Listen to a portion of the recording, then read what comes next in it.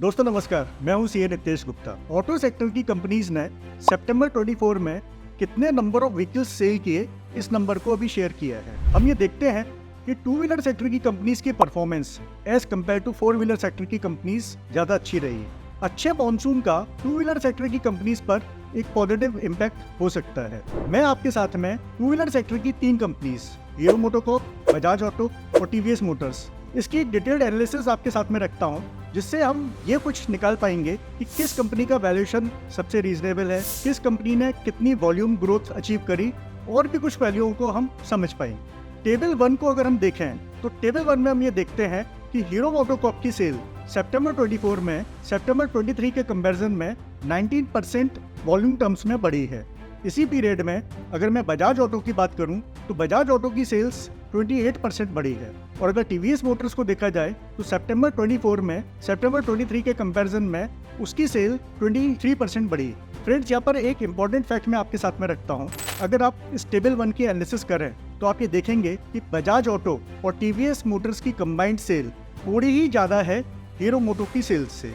तो ऐसे में हम ये बिल्कुल बोल सकते हैं कि हीरो मोटो की सेल्स 19% एक बड़े बेस पर बढ़ी है और ये एक बड़ा अचीवमेंट। टेबल 2 में मैंने वैल्यूएशन की एनालिसिस रखी है और इस वैल्यूएशन की एनालिसिस में मैंने 2 मल्टीपल्स प्राइस टू अर्निंग और प्राइस टू बुक रेशियो रखे हैं, जिसके थ्रू हम ये एनालिसिस करने की कोशिश करेंगे कि इन तीनों कंपनीज में से किस कंपनी का वैल्यूएशन रीजनेबल या कंफर्टेबल लेवल्स पर है, कौन सी कंपनी का शेयर एक कंफर्टेबल लेवल पर ट्रेड कर रहा है।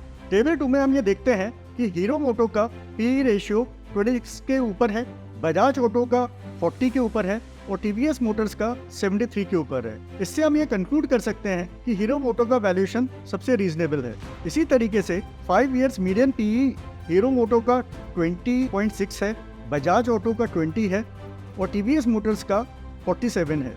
5 इयर्स मीडियन पीई से भी हम ये एनालिसिस कर पाते हैं कि बजाज ऑटो और TVS Motors as compare to Hero Moto काफी प्रीमियम पर ट्रेड कर रहे हैं। इसी टेबल में प्राइस टू बुक रेशियो भी दिया गया है और उससे भी हम ये देख पाते हैं कि हीरो मोटो का प्राइस टू बुक रेशियो सबसे कम है और टीवीएस मोटर्स का ये सबसे ज्यादा है। टेबल 2 की इंफॉर्मेशन से हम ये एनालिसिस कर पाते हैं कि हीरो मोटो का शेयर एक रीजनेबल वैल्यूएशन पर ट्रेड कर रहा है। फ्रेंड्स, अब हम टेबल 3 को देखते हैं। टेबल 3 में हमने रिटर्न ऑन कैपिटल एम्प्लॉयड, जिसका मतलब है कि अपनी कैपिटल को किस कंपनी ने सबसे अच्छे से रिटर्न अर्न करने के लिए इस्तेमाल किया है। टेबल 3 में हम ये देखते हैं कि हीरो मोटो का रिटर्न ऑन कैपिटल एम्प्लॉयड 29% से थोड़ा ऊपर है, बजाज ऑटो के केस में ये 33.5 है और टीवीएस मोटर्स के केस में ये 14.7 है।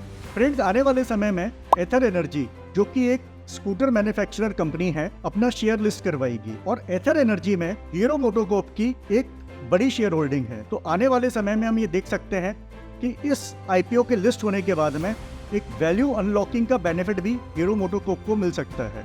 फ्रेंड्स, जो मैंने इन्फॉर्मेशन इन तीनों कंपनीज के बारे में आपके साथ शेयर करी, ये एक अवेयरनेस के लिए है, जिससे कि आप एक इन्फॉर्म्ड डिसीजन ले सकें।